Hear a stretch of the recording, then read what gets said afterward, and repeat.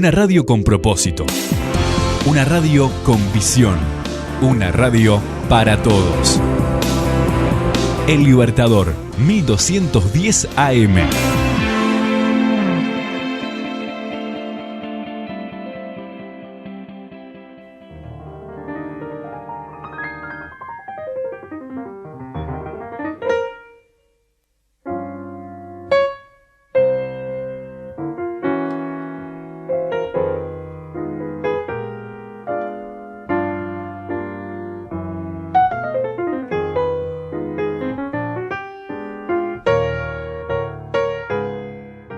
Continuamos con punto de partida, aquí por la 1210 AM Radio El Libertador, la CW 121, desde Vergara para el mundo a través del www.ellibertador.com.uy, o si no nos pueden buscar en alguna aplicación de estas que se pueden escuchar radio y nos buscan ahí El Libertador de Vergara en radios del Uruguay y nos van a encontrar.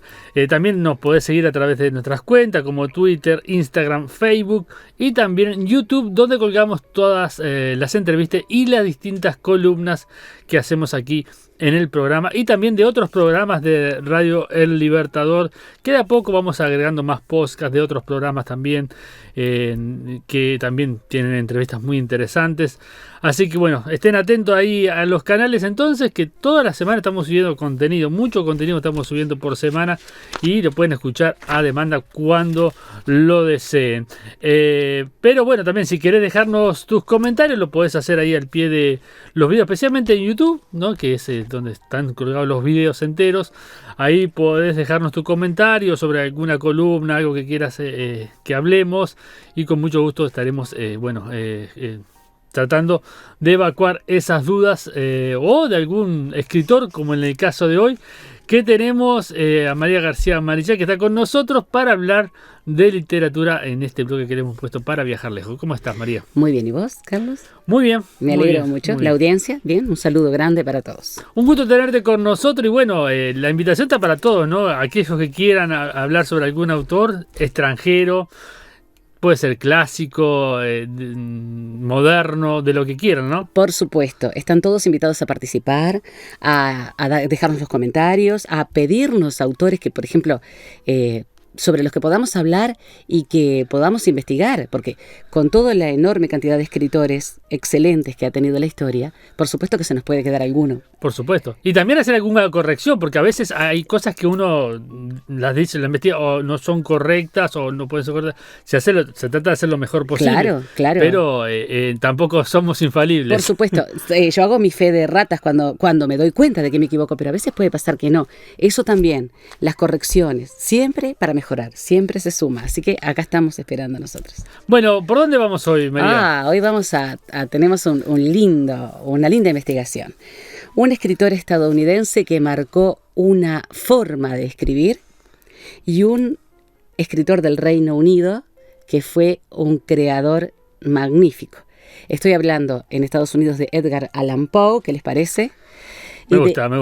Fantástico, maravilloso, Edgar Allan Poe. Y el grandioso Gilbert Keith Chesterton, el autor del Padre Brown, de las aventuras del Padre Brown, la candidez del Padre Brown, etcétera, que se han hecho series en el Reino Unido y en otros países sobre esta obra de Chesterton, que fue un escritor impresionante sobre el que vamos a ver después su historia y su obra. Bueno, comencemos entonces por Edgar Allan Poe. Vamos a empezar con por el corazón delator. El corazón delator, exactamente. Maravilloso. ¿Quién no leyó si fue a la escuela, al liceo, en sexto año o en tercero, sexto año de la escuela o en tercero o en cuarto del liceo? La máscara de la muerte roja o el corazón delator, el gato negro. Hermosos cuentos. Cuentos fantásticos, magníficos, hermosos. Sí. Bueno, ¿y quién no llenó de sombra su vida alrededor de Edgar Allan Poe? Fue un magnífico escritor, pero vamos a ver su vida, porque su vida fue bastante desprolija, es decir, poco. Vamos a hablar un poquito de él. Bueno, Edgar Allan Poe nació el 19 de enero de 1809 en Boston, Massachusetts, y murió a los 40 años, murió muy joven, el 7 de octubre de 1849, y en circunstancias dudosas, sobre lo que vamos a hablar después, en Baltimore, Maryland, en los Estados Unidos también. Fue poeta, narrador, antes que nada fue poeta, y eso quiero aclararlo, porque él se consideraba a sí mismo poeta. Mira. Narrador y crítico literario. Es el maestro del terror y de la ciencia ficción en Estados Unidos, y es además el que crea en pleno siglo XIX toda esa movida de lo tenebroso o de, digamos, de lo oscuro. Exactamente. Es realmente un genio. Además, volvió a poner el cuento como un género literario válido y valioso. El cuento estaba desmerecido. No olvidemos que en fines del siglo XVIII y todo el siglo XIX, la novela gótica, y la novela, sobre todo, pero la novela gótica es de alguna forma la protagonista de la literatura universal. Bueno, él pone el cuento como una forma no solo válida, sino valiosa de escribir. Y desde entonces el cuento, ni nos acordemos de Borges, que decía que él no escribía novelas, que él era escritor de cuentos, además que de poeta. Y habla mucho de Poe, ¿no? Muy bien. Él hizo prestigioso el cuento. Lo hizo prestigioso otra vez. Él perdió a sus padres, que eran actores itinerantes, digamos que formaban parte de lo que aquí en Uruguay fueron los circos criollos. Había obras de teatro que hacían compañías itinerantes que viajaban por todos lados, en carruajes, en lo que podían. Y bueno, él era hijo de actores y los perdió muy, muy chiquito. A los 2 años murieron. Cuando él tenía 2 años murieron sus papás. Entonces, un señor, un hombre de negocios de Richmond, que se llamaba John Allan, lo adoptó para criarlo él. Lo adoptó como hijo suyo. Y bueno, y en esa etapa de su niñez recibe muchísima instrucción, y este padre adoptivo lo va a lanzar hacia un crecimiento personal que después vamos a ver que él desperdicia mucho, en parte, ¿no? Entre 1815 y 1820 vivió en el Reino Unido. Allí lo mandó a estudiar su padre adoptivo. De ahí toma el apellido Allan, él. Porque era Poe de apellido, y se educa, se instruye, toma contacto con una cantidad de autores de Europa, pero lo marca mucho la desaparición de sus padres. El hecho de no haberlos conocido, porque él tenía 2 años cuando murieron, lo deja como muy herido, muy herido. Y eso lo va a demostrar después en las actitudes y en los comportamientos que toma en su vida personal, ¿no? Después de 1820, vuelve a los Estados Unidos y termina de estudiar en centros privados. Y el padre adoptivo le da un empujón para que entre en la Universidad de Virginia, de la que lo echaron por bebedor y jugador. Mira. O sea, se dio a la bebida, se dio al juego por dinero, y va a ser muy difícil su vida en ese momento. Igual, el padre adoptivo lo siguió apoyando, siempre. De alguna forma, el papá lo va a seguir apoyando, y no se le ocurrió mejor idea que darle un trabajo él en sus compañías. Y empezó a trabajar y dejó el trabajo porque no iba nunca a trabajar jamás. Entonces lo dejó. El padre intentaba y él no había forma de que siguiera un camino de trabajo. Después viajó a Boston y en 1827 empieza ya a publicar poemas. Es decir, ya se hace conocido siendo un jovencito. Publica Tamerlane y otros poemas. Tamerlane and Other Poems es el título original. Y 2 años después, el padre intenta que se encarrile su vida y lo pone en el ejército. Estuvo en el ejército entre 1827 y 1829. Allí publica su segundo libro, Al-Araf. El papá influye para que le den un cargo en la academia militar, nada menos que de West Point. Y lo expulsan de West Point porque... Es para marcar un poco la disciplina, me parece, ¿no? El padre necesitaba disciplinado. Pero lo echan porque, fíjate, la causa fue negligencia en el cumplimiento de su deber. O sea, no podía con su condición. Intentó, este señor Allan, John Allan, intentó por todas las formas de hacerlo encarrilar, pero no hubo manera. Se sentía muy desgraciado, Edgar, muy desgraciado, por su orfandad, el hecho de ser huérfano, de haber perdido a sus padres chiquitos. Siempre se sintió como apartado. Él no sentía a este señor Alan como su verdadero padre, a pesar de que hizo todo lo posible para que le fuera bien en la vida. Sí, se nota que... Mucho, mucho. Además lo perdonaba y le daba oportunidades, pero él las desperdició todas. Bueno, imagínate que de West Point, ¿no? Un cargo le había conseguido por negligencia del cumplimiento de su deber.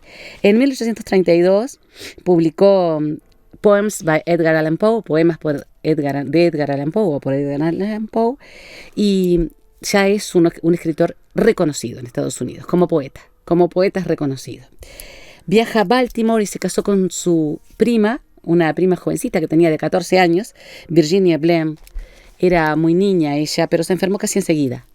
Y eso también contribuyó notoriamente a que Edgar se sintiera descorazonado, desilusionado, como que él sentía que nada le iba bien en la vida. En realidad, muchas de las oportunidades las desperdició, pero otras fueron fatalidades. La muerte de sus padres siendo bebé, la enfermedad de su esposa.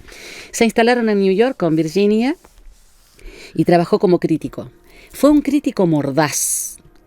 A veces incluso hasta escandaloso, pero eso le dio un prestigio increíble, porque no tenía pelos en la lengua, o no tenía pelos en la pluma. Entonces fue muy mordaz, fue muy satírico, no se casaba con nadie. Hubiera que leer alguna crítica. Vos sabés que yo leí algunas traducidas y algunas que me las tradujeron. Ahora no he tenido la oportunidad de que mis hijos me traduzcan, pero era fascinante. Yo lo leí cuando, te estoy hablando de hace unos cuantos años atrás, cuando leí críticas, que hay un libro en inglés y me lo tradujeron para que pudiera ver algunas cosas de las que escribía y realmente llamaba la atención, ¿no? Era sumamente cáustico en su forma de comentar. En 1840 publicó Cuentos de lo grotesco y lo arabesco, y ahí empieza a verse el Edgar Allan Poe que nosotros conocemos. En 1843 El escarabajo de oro, que fue el éxito así máximo que tuvo en su carrera, El escarabajo de oro, que además es sumamente oscuro también, con muchísimo vericueto, con mucha sombra, esa forma de escribir propia de él que nadie más, por más que influyó en otros escritores como Lovecraft, como posteriormente Borges, nadie llegó a esa altura, a esa cumbre como en El escarabajo de oro. Y El cuervo y otros poemas en 1845. Casi todos hemos leído El cuervo, que es un poema muy largo y que también es muy sombrío, ¿no? Muy, muy de espanto, digamos. Cuentos y poemas para leer en Halloween, en las noches estas que de alguna forma o cuando se reúne alrededor del fuego la gente para asustarse, que es una forma muy, muy interesante. Yo creo que lo fuerte también en alguno de los cuentos de Edgar Allan Poe es el suspenso que le da al cuento, más que el terror mismo. Claro, porque hasta el final vos no te das cuenta de qué es lo que va a ocurrir y los finales son en Berenice, por ejemplo. Berenice es un cuento impresionante. Esa mujer atormentada, cuando el final te deja pasmado, te deja alterado. Era increíble, porque te iba llevando por un camino de suspenso fascinante hasta el final. Realmente, un genio. Bueno, El cuervo y otros poemas lo llevó a la cima del éxito como poeta. Virginia se enfermó, eso lo amargó muchísimo y estaba muy consumido por el alcohol y las drogas. Le daba las drogas fuertes como el hachís, la cocaína, bebía muchísimo, jugaba. Y ella muere en 1847, ¿no? Y después él va a terminar con su vida de una manera muy, muy, muy trágica. Lo encuentran en un callejón en Baltimore, lo llevan a un hospital, se dan cuenta de quién es, que es el prestigioso escritor y crítico de Edgar Allan Poe, tratan de desintoxicarlo y no pueden, fallece a los pocos días. Hay dos teorías, que murió debido a que él ya no quería seguir viviendo más, porque no hubo forma de desintoxicarlo, de mejorarlo, y la otra es que lo hayan envenenado. Hay incluso una película al respecto. Se dice que él estaba siguiendo un crimen y que estaba prácticamente a punto de resolverlo para después escribir sobre él y que el asesino lo encontró primero. Esa es una teoría, es un poco conspirativa, pero teniendo en cuenta que si él estaba investigando un crimen, no sería raro que hubiera pasado. O de alguna forma también es la manera en que murió, que quede en el suspenso de qué murió este escritor de suspenso y de claro, crimen. Queda como autobiográfico. Queda muy particular. Vamos a hablar de la obra. Fue un excelente teórico de la literatura, es decir, cuando fue crítico, él estudió muchísimo sobre literatura, entonces sabía sobre las corrientes literarias, sobre autores, era un hombre muy preparado, estudió muchísimo, se preparó mucho, adoraba saber, amaba saber. Y es un escritor que a mí me encanta porque sale un poco de lo que es el autor intimista, el autor por sentimiento, al autor por razonamiento. Él hablaba de la técnica literaria razonada, que para escribir un cuento, por ejemplo, o una novela, primero había que tenerla en la cabeza y utilizar la técnica hasta que fuera perfecta. Eso es, en esta época, estamos hablando del siglo XIX, es realmente muy novedoso. Es muy novedoso. Y el ser un escritor racional lo hizo ser un crítico muy cáustico. Claro. Porque estamos hablando del pleno romanticismo. Entonces, claro, él cortaba cabezas sin asco alguno, en el sentido metafórico de la palabra. Sí, habló como crítico, ¿no? Después lo hacía escribiendo. Bueno, te decía que antes que nada fue poeta, muy apreciado en Europa como poeta, muy apreciado, más que como autor de cuentos. Y en Estados Unidos recién se le valoró la poesía de Poe cuando El Cuervo rompió todos los esquemas y fue, digamos, vanagloriado como poeta, ¿no? Algunas poesías como El Cuervo, Las Campanas o Ulalume, alcanzaron una popularidad impresionante. O sea, las sabía todo el mundo, se estudiaban en los centros educativos, los chiquilines lo leían. No olvidemos que además, suponte, los adolescentes con este tipo de literatura, de suspenso, de crimen, de terror, el adolescente, que siempre fue el mismo en todas las instancias de la historia, se sentía atrapado por la literatura de Poe. Fue, para los juveniles de la época, fue así, estaban en la gloria con este autor. Sus cuentos lo llevaron a ser uno de los escritores más famosos de todos los tiempos. Es muy difícil que alguien no conozca a Edgar Allan Poe en el mundo, sí, porque han sido traducidos sus cuentos a prácticamente, no a todos los idiomas, pero sí a gran parte, ¿no? Por lo menos de las lenguas fundamentales de las que después se extraen los dialectos. Es el creador del género policial y maestro del suspenso, como dijiste tú. Las ruinas de la casa de Usher, por ejemplo, que en realidad se llama The House of Usher, es tétrica, pero es policial principalmente. Entre los policiales destacan justamente los protagonizados por Auguste Dupin, el detective Augusto Dupin, Los crímenes de la calle Morgue, La carta robada y El misterio de Marie Rogêt, que son justamente las tres grandes obras en las que aparece Auguste Dupin y que lo hacen a él famoso como autor policial. Después están Las aventuras de Arthur Gordon Pym, que es su única novela detectivesca, además, por otra parte. Julio Cortázar fue un gran traductor de Poe porque lo amaba. Lo tradujo y las traducciones de Cortázar son en lengua castellana las que se utilizan para estudiarlo, claro, a Poe. Porque Cortázar, Borges, lo tuvieron como un gran maestro, como su maestro. Poe influyó además nada menos que en Baudelaire, de quien vamos a hablar más adelante. O sea, lo que se llama los escritores malditos, ¿no? Baudelaire va a ser muy influido por Poe, igual que Lovecraft, Guy de Maupassant, y bueno, ni hablemos de Jorge Luis Borges. Y yo te voy a leer un pedacito de El corazón de la torre. Muy lindo. ¿Quieres que te lo lea? Muy lindo cuento. Es una maravilla, una maravilla. El corazón de la torre. Voy a leer un pedacito chiquito. Es verdad, soy muy nervioso, horrorosamente nervioso, siempre lo fui. Pero, ¿por qué pretendés que esté loco? La enfermedad ha aguzado mis sentidos, sin destruirlos ni embotarlos. Tenía el oído muy fino. Ninguno le igualaba. He escuchado todas las cosas del cielo y de la tierra y no pocas del infierno. ¿Cómo he de estar loco? Atención. Ahora veréis con qué sano juicio y con qué calma puedo referirles toda la historia. Me es imposible decir cómo se me ocurrió primeramente la idea, pero una vez concebida no pude desecharla ni de noche ni de día. No me proponía objeto alguno ni me dejaba llevar de una pasión. Amaba al buen anciano, pues jamás me había hecho daño alguno, ni menos insultado. No envidiaba su oro, pero tenía en sí algo desagradable. Era uno de sus ojos. Sí, esto es. Se asemejaba al de un buitre y tenía el color azul pálido. Cada vez que este ojo fijaba en mí su mirada, se me helaba la sangre en las venas y lentamente, por grados, comenzó a germinar en mi cerebro la idea de arrancar la vida al viejo a fin de librarme para siempre de aquel ojo que me molestaba. He aquí el Kid. Me creéis loco, pero advertid que los locos no razonan. Si hubierais visto con qué buen juicio procedí, con qué tacto y previsión y con qué disimulo puse manos a la obra, nunca había sido tan amable con el viejo como durante la semana que precedió al asesinato. Y después Sí, no, lo muy dejo, bueno, muy lo bueno. dejo a que lo lean nuestros oyentes Sí, y que lo leas vos y bueno, y que nos No, escriban. no, yo ya lo leí a Corazón de Latón. Muy bueno. Es muy bueno. Es maravilloso, ¿verdad? El desenlace todavía es muy bueno.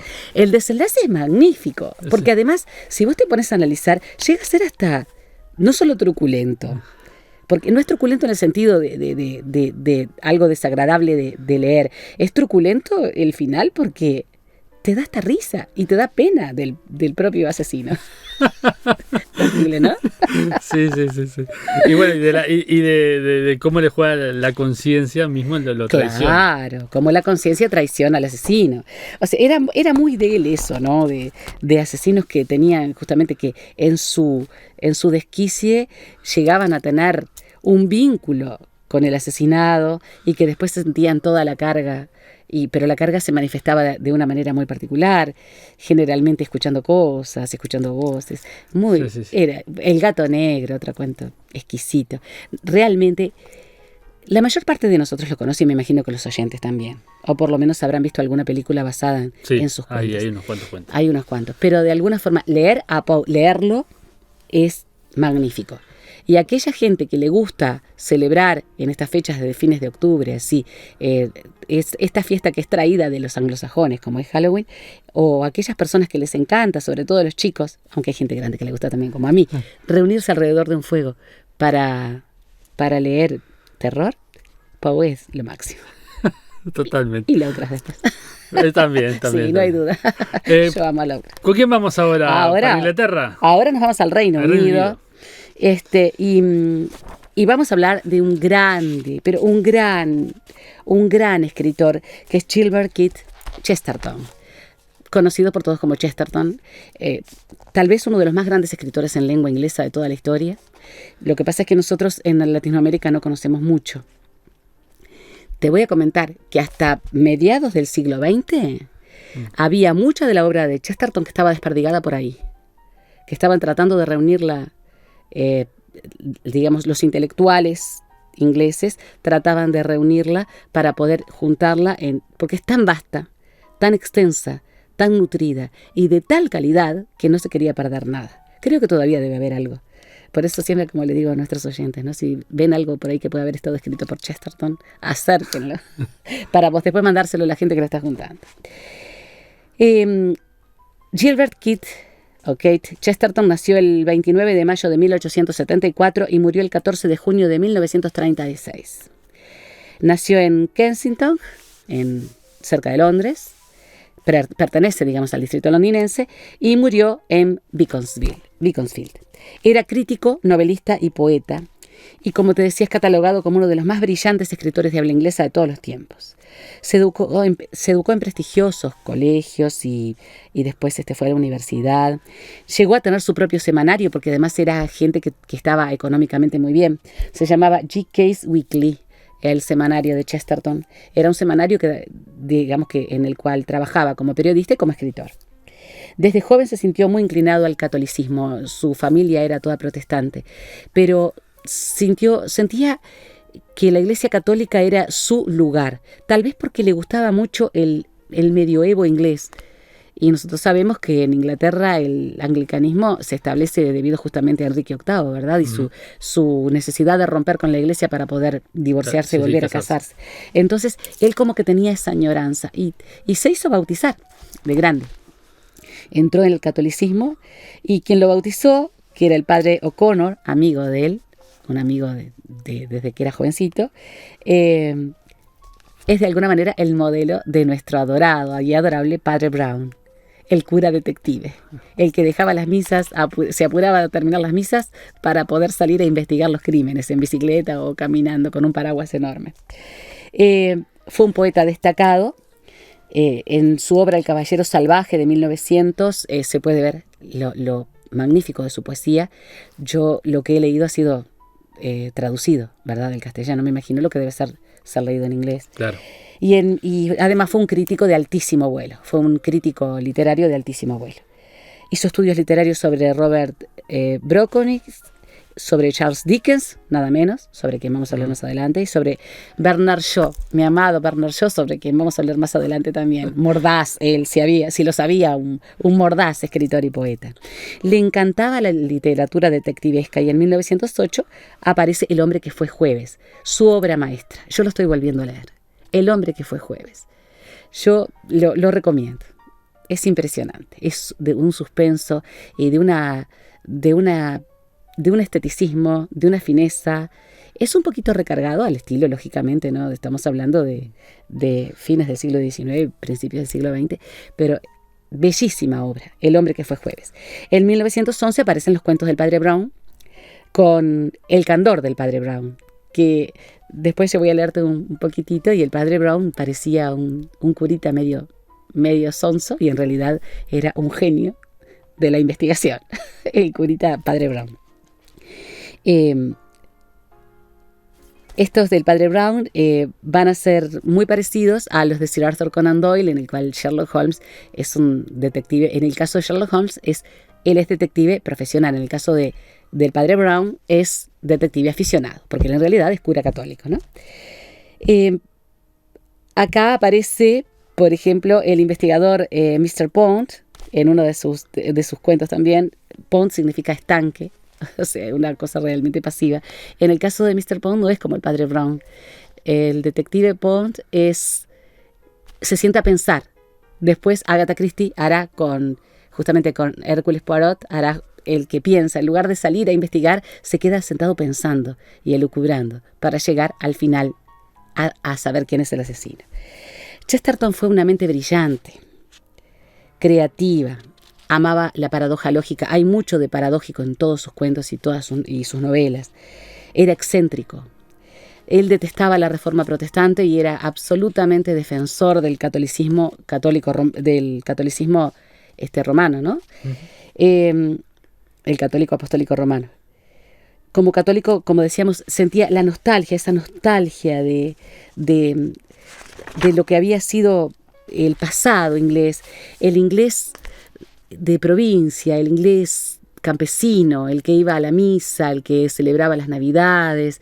Eso de alguna manera lo marcó notoriamente. Era un hombre grande, un hombre bastante excedido de peso, de cara grandota, e incluso en El hombre que fue jueves, el personaje Domingo, que es el que, digamos, más que el protagonista, no, es el jefe de toda una organización anarquista. Él se describe a sí mismo, porque además se reía mucho de sí mismo. Era un hombre muy jovial, muy jovial.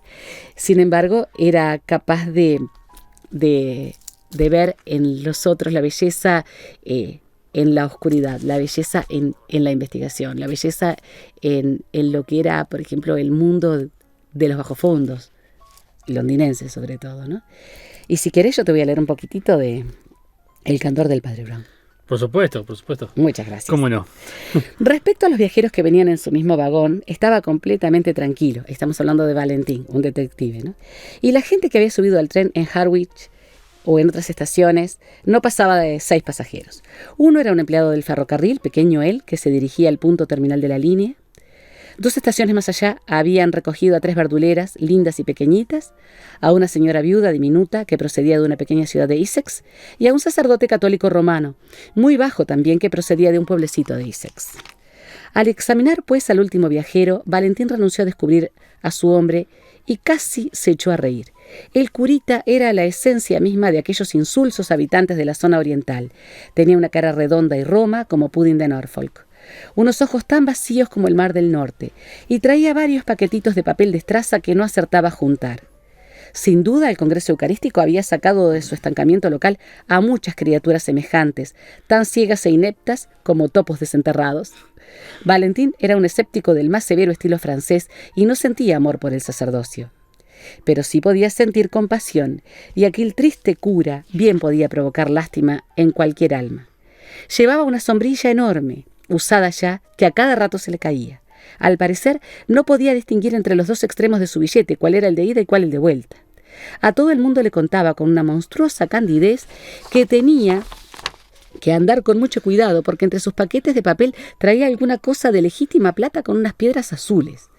Esta curiosa mezcolanza de vulgaridad, condición de Essex, y santa simplicidad divirtieron mucho al francés hasta la estación de Stratford, donde el cura logró bajarse, quién sabe cómo, con todos sus paquetes a cuestas, aunque todavía tuvo que regresar por su sombrilla.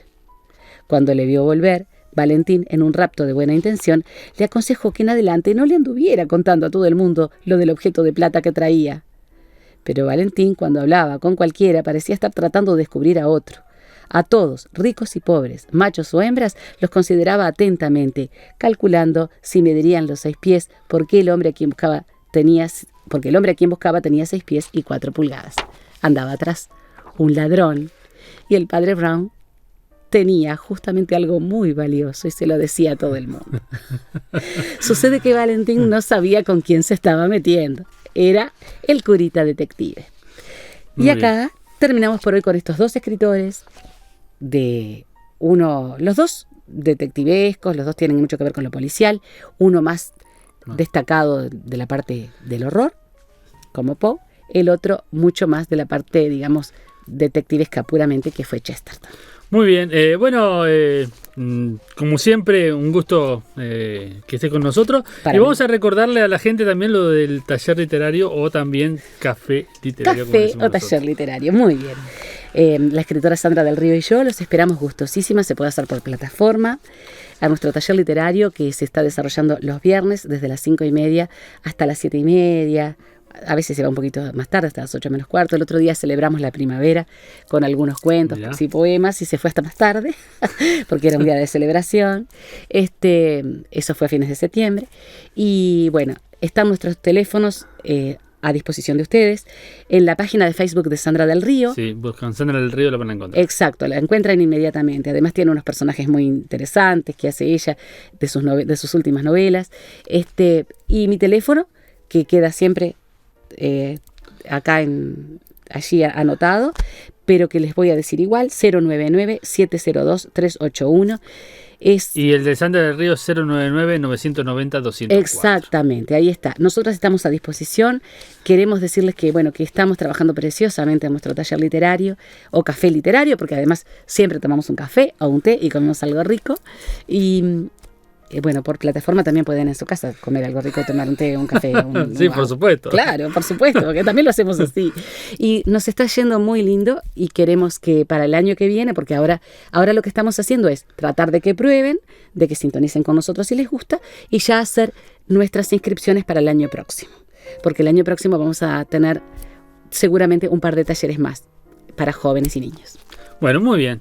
Bueno, nos reencontramos en el próximo capítulo, ¿te parece? Por supuesto, un placer. Audiencia, un saludo caluroso.